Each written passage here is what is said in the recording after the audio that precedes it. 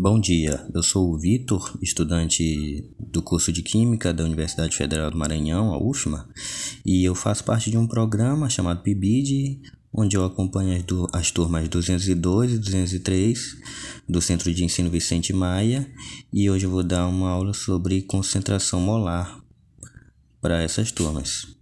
Mas se chegar em outras turmas, ótimo. Antes de entrar no conteúdo em si, nós vamos ter uma revisão sobre soluções. Soluções são sistemas homogêneos formados pela mistura de duas ou mais substâncias. Ou seja, um exemplo, a água e o sal são substâncias que se dissolvem uma na outra, formando uma mistura homogênea, onde a gente vai perceber só uma fase, que é aquela fase transparente. As soluções são constituídas de dois compostos, o soluto, que nesse exemplo seria o sal, que é o que se dissolve e se encontra em menor quantidade, e o solvente, que é o componente em maior quantidade, que atua dissolvendo o soluto, que no caso do exemplo do sal e a água seria a água. Aqui tem outro exemplo, na verdade é o mesmo exemplo, com esse sal azul. Sal azul no caso é sulfato de cobre, que ele é dissolvido na água e forma essa soluçãozinha azul bonitinha que vocês estão vendo aí. E isso é uma condição, para uma solução.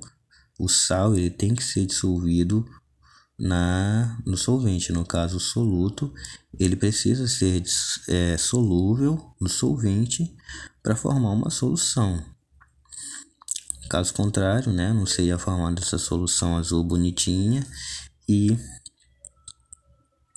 isso não poderia ser chamado de solução. Enfim, precisa formar essa mistura homogênea, no caso, se for heterogênea, também não pode ser considerado uma solução. E continuando, a gente pode ver que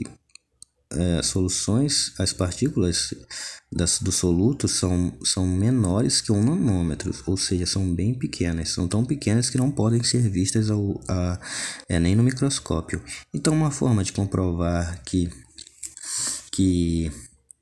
uma mistura é ou não uma solução é jogando no microscópio. No caso, tendo o exemplo o leite e o sangue, se a gente jogar no microscópio, a gente vai ter essa imagem aí das partículas bem pequenas, mas contudo vai ser possível ver no microscópio que possui, que é possível vê-las, então isso já comprova que não são soluções. Outra maneira de verificar se uma mistura é uma solução ou não é a partir do conceito de que os componentes de uma solução não podem ser separados por métodos físicos, apenas por métodos químicos.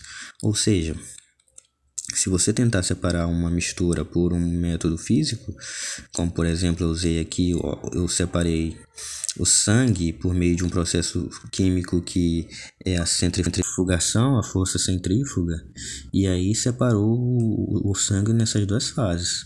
Outro método de separação físico seria o método da filtração que a gente usa em casa, que a gente usa para separar a água da sujeira, a água daquela turbidez, da terra, de qualquer sujeira que vem junto com a água. A gente coloca a água no filtro, o filtro vai reter essa sujeira, vai reter essas partículas grandes que podem ser vistas pelo microscópio e vai dar pra gente aquela água limpinha, cristalina, bem límpida, pra gente tomar. Concentração molar. A relação entre a quantidade de matéria do soluto, que é medida em mol, e o volume da solução, que é medido em litros. Ou seja, essa concentração é medida em mol por litro. Sabendo disso, a gente pode pegar essa primeira palavrinha aí, onde fala relação, e transformar numa relação matemática. Ou seja, a gente pode pegar esse emisão aqui embaixo e dizer que esse emisão, que é a concentração molar, ele é igual a N, S, que é o número de mols, dividido por V, que é o volume da solução, que no caso é em litros. É importante salientar que V é solução, não é solvente nem é soluto, é a solução. É o soluto mais o solvente que compõe a solução, então vai ser o volume da solução. Outra coisa importante é que N, o número de mols, ele pode ser expresso por M, que é a massa em gramas do soluto, sobre MM, que é a massa molar. Então, se a gente considerar isso, a gente pode modificar um pouco essa fórmula matemática e dizer que Mzão, que é massa, que é a concentração molar, é igual a Mzinho, que é a massa do soluto, em gramas, dividido por MM, vezes o volume da solução, que é em litros. Resumindo, o que a gente pode tirar de importante aqui do estudo da concentração molar? A concentração molar, ela vai dar para a gente a concentração ideal de uma solução. Se a gente quiser montar uma solução numa concentração que a gente quer trabalhar, a gente vai ter que realizar os cálculos de concentração molar para conseguir, por exemplo, eu coloquei aqui o exemplo do sal novamente, do sulfato de cobre, né? E esse sulfato de cobre ele se apresenta para a gente numa concentração de 0,1 molar ou 0,1 mol por litro. Ou seja, foram feitos cálculos e determinaram a quantidade de matéria necessária de sulfato de cobre para se dissolver nesse volume de água aí que está nesse vidro, para conseguir uma solução numa concentração que seria ideal para utilizar, por exemplo, para um experimento, para uma reação, para alguma coisa do tipo. Então, eles pegaram essa quantidade, dissolveram num volume de água e conseguiram essa solução nessa concentração que eles conseguiram determinar o valor. Outro exemplo de importância de concentração, né? Determinar uma concentração ideal é, por exemplo, quando você faz o café. Quando você vai fazer aquele seu cafezinho, né? Você pega a quantidade certa do pó de café para dissolver na água. Se você pegar demais, vai ficar muito grosso. Se você pegar de menos, vai ficar muito ralo. Então você tem que pegar aquela quantidade ideal, quantidade de matéria ideal de café, para dissolver no volume de água, para ficar legal de tomar, né? Para ficar nem muito grosso nem muito ralo. Como calcular o número de mols, né? Eu falei para vocês que o número de mols ele é igual a M sobre M, massa sobre massa molar. Aqui eu só repeti de novo, né? Coloquei os valores, coloquei a fórmula para ficar mais fixo na nossa cabeça. E aqui eu coloquei também essa legenda explicando o que significa cada um. Vocês vão ter acesso a esse slide depois, mas como é que a gente calcula essa massa molar? A massa molar, ela é dada, por exemplo, pela tabela periódica. Na tabela periódica vão ter várias informações sobre cada elemento, e aí a gente pode destacar as principais como sendo o número atômico, o símbolo do elemento, o nome do elemento e o peso atômico, ou peso molar, ou massa molar, é tudo a mesma coisa. No caso, a tabela vai sempre dar essa legenda aqui. Nesse caso, ela usou como exemplo o lítio para explicar onde fica cada uma dessas informações, que é bem interessante. Então, para calcular a massa molar, a gente pode pegar a massa molar de cada elemento para determinar a massa molar de um composto, de um soluto. Por exemplo, a gente pega a glicose aqui. A glicose tem 6 carbonos, 12 hidrogênios, 6 oxigênios. Então, a gente pode pegar a massa molar do carbono que se encontra na tabela periódica, que é 12. A gente pega do hidrogênio, que é 1, e do oxigênio, que é 16, e multiplica pelo número de cada um. São 6 carbonos, então vai dar 6 vezes 12. Hidrogênio vai estar 12 vezes 1. Oxigênio vai estar 6 vezes 16. Somando esses valores, 72, 12 e 96, vai dar o valor de 180 gramas por mol, que é a massa molar da glicose. Né? Aí vocês podem perceber que o valor da massa molar ele nunca muda, porque ele é sempre constante, tanto que ele está na tabela. O que pode mudar é o número de mols. Por quê? Porque a massa molar ela muda. Se a massa molar muda, o número de mols também vai mudar. Então, a gente pode usar como exemplo essa questão aqui, onde pede para determinar o número de mols de glicose em uma massa de 450 gramas.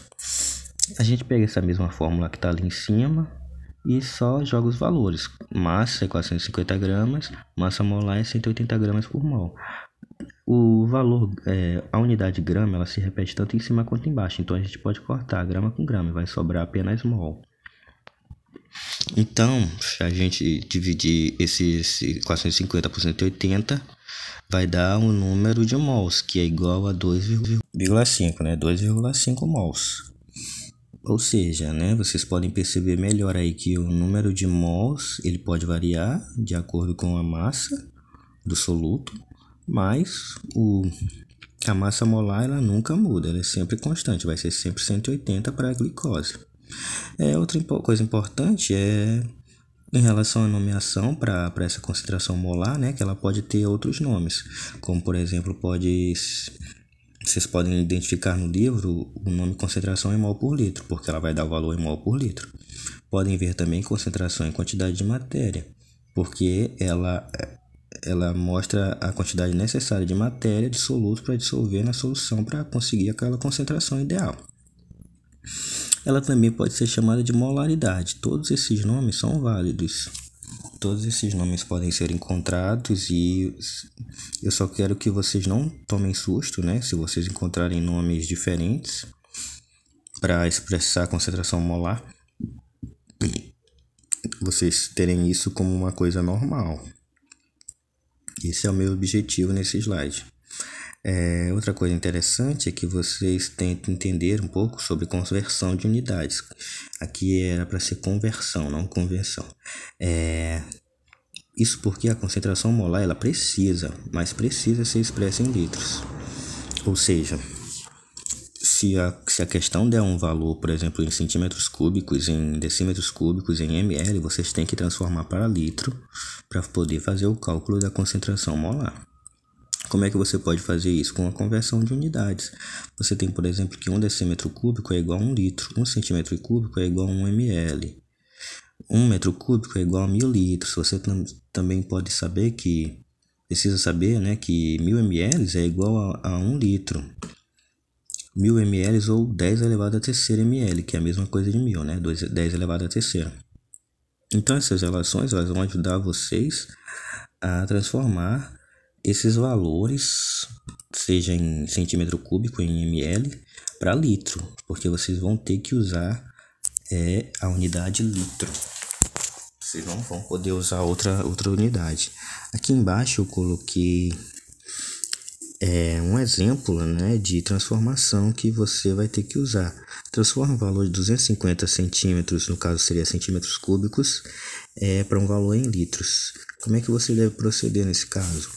Você já sabe que 1 centímetro cúbico é igual a 1 ml, ou seja, 250 centímetros cúbicos é igual a 250 ml. Você já converteu para ml, né? 250 ml. Agora falta converter para litro. Você sabe que 1000 litros é igual a 1000 ml é igual a 1 litro. Ou seja, 250 ml vai ser 0,25 litros. Como é que eu fiz esse cálculo? Eu fiz o produto dos meios pelos extremos. Eu fiz 250 ml vezes 1 é igual a x vezes 1000 ml. No caso, como o x está multiplicando pelo 1000, eu vou passar o 1000 para o outro lado dividindo. Então vai dar 250 ml vezes 1 litro dividido por 1000 ml. Aqui novamente, né, o ml vai se repetir em cima e embaixo. Então você vai poder cortar o ml de cima com o ml de baixo. Vai sobrar apenas 0,25 litros. Foi a unidade que restou, foi o litro. Então esse é um modo de você calcular, né, para chegar em um valor em litros. A partir daí a gente já tem conhecimento suficiente para realizar uma questão, para resolver uma questão. calcule a concentração em mol por litro ou molaridade de uma solução que foi preparada dissolvendo 18 gramas de glicose em água suficientes para produzir 1 litro de solução. Aí ela vai te dar os dados de massa molar da glicose, que é de 180 gramas por mol. Mas poderia não dar, mas a gente já calculou. Então vocês sabem como é que se faz, né? Vocês já conseguem até pegar na tabela periódica para vocês entenderem, para vocês conseguirem, né? Calcular o valor da massa molar da glicose.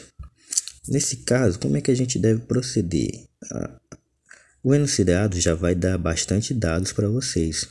Então, o que vocês precisam fazer? Vocês vão pegar cada dado numérico que esse enunciado dá, e vocês vão passar para a folha de papel, vão colocar num cantinho aí e vão colocar cada um desses dados. Por exemplo, 18 gramas é a massa do soluto, o volume da solução é de 1 litro, 1 litro de solução. Vocês colocam aqui, tem a massa molar, que é o que eles pedem para calcular, então eu vou colocar uma interrogaçãozinha. O número de mols não tem também, mas ele dá sim um número, o volume em litros, já está em litro, então nem precisa converter, Dá também a massa do soluto, que é em 18 gramas, não precisa converter, nem se precisasse. Tem a massa molar já da glicose, não dos componentes da glicose, que no caso são carbono, hidrogênio e oxigênio. Então você simplesmente faz o cálculo para obter o número de mols, usando a massa do soluto sobre a massa molar. No caso, 18 gramas por 180 gramas por mol. Aqui vai se repetir grama com grama, você pode cortar, e o resultado final vai ser dado em mol, que é 0,1. Tendo isso, você já pode calcular a concentração. A concentração é número de mols por volume. Esses dados você já tem. Então, número de mols é 0,1. O volume é 1 litro. Você divide 0,1 mol por 1 litro, vai dar 0,1 mol por litro. Por quê? Porque todo o valor dividido por 1 vai dar o próprio valor. Então, tá aqui a nossa resposta.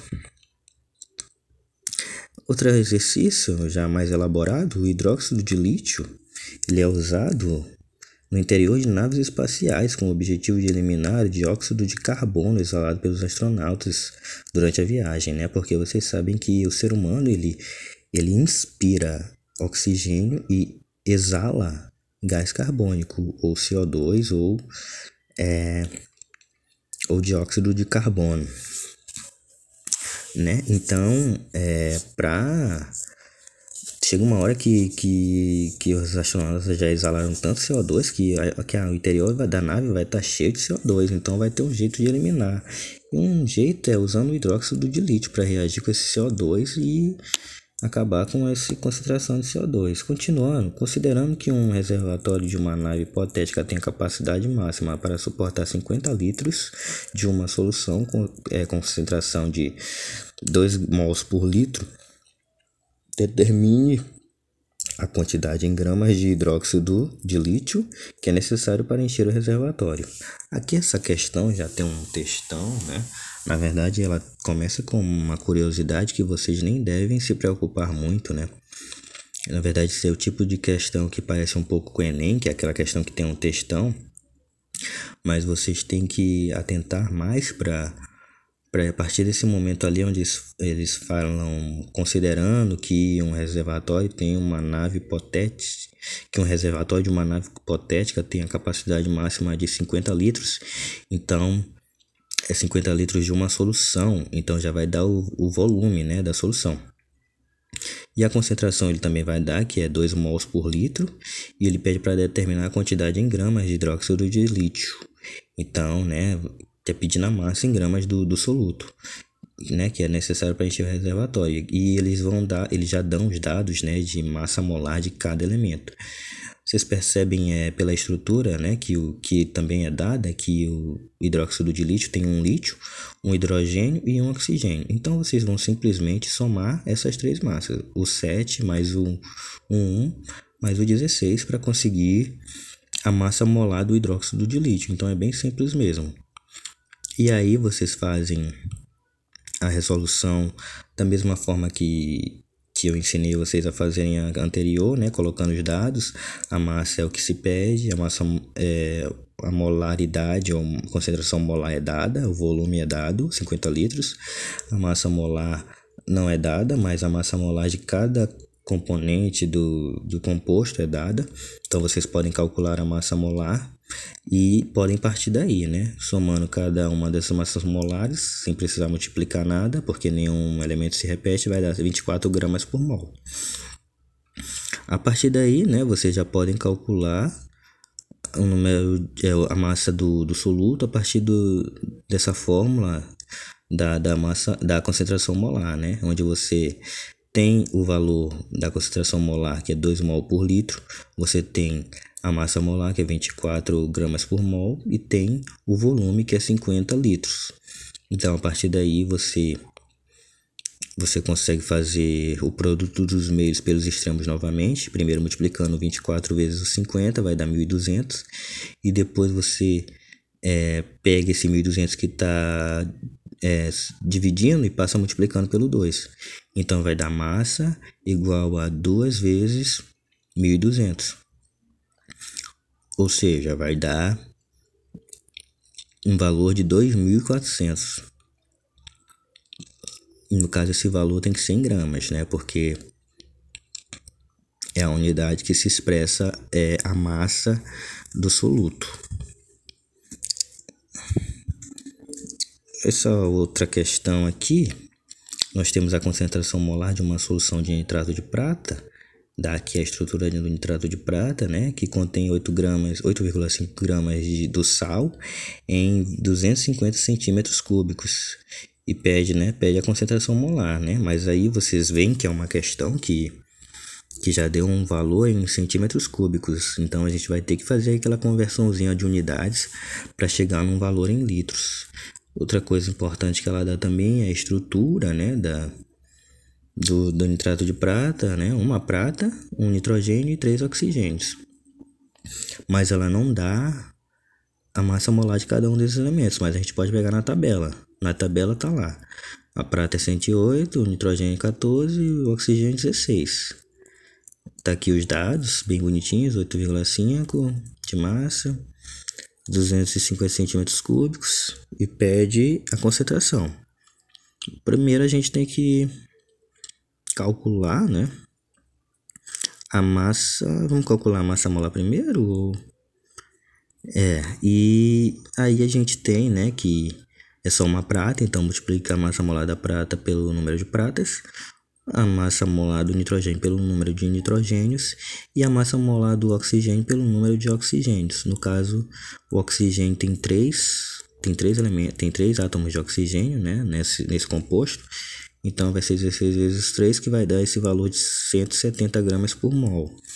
Então a massa molar da prata é de 170. Fazendo a conversão das unidades, 1 centímetro cúbico é igual a 1 ml. Então 250 centímetros cúbicos é igual a 250 ml. Aí, para chegar no resultado em litros, a gente pega os 1.000 ml, que é igual a 1 litro, e compara com 250 ml, que aqui eu já dei a resposta, né, 0,25 litros. Mas como é que a gente faz esse cálculo? Eu já ensinei, né, 250 ml vezes 1 litro dividido por 1.000 ml. Aí a gente corta o ml com ml e chega nesse valor de x, que é igual a 0,25 litros. Tá dando para entender? Acho que sim, né? Aí a gente aplica esses valores que a gente obteve na fórmula da concentração molar para obter o valor de concentração molar. A gente tem o 8,5, o 170 e o 0,25. Aqui eu coloquei a fórmula de jogar esses valores na calculadora para conseguir esse valor de 0,2 mol por litro. Né? Primeiro a gente coloca o 8,5, o sinal de divisão, e entre parênteses a gente coloca a multiplicação. Assim a calculadora entende que primeiro é feita a multiplicação, porque está dentro do parênteses, e depois ela vai pegar o resultado dessa multiplicação e vai fazer a divisão de 8,5 pelo resultado da multiplicação, dando assim o resultado de 0,2 mol por litro. Por fim, eu coloquei alguns exercícios aqui, propus alguns exercícios para vocês e espero que vocês consigam responder com base nesses 3 exercícios que eu ajudei a fazer. Esse último exercício aqui ele vai mexer com densidade. Se vocês não entenderem, vocês podem tirar dúvidas comigo, com a professora Leila, e se vocês quiserem também que a gente mande o gabarito dessas questões para vocês, vocês podem pedir, a gente manda nos grupos do WhatsApp, principalmente, né, que é mais prático. E eu espero que vocês façam bom proveito dessa aula, que vocês tenham compreendido tudo, e eu agradeço a vocês terem me aturado até agora.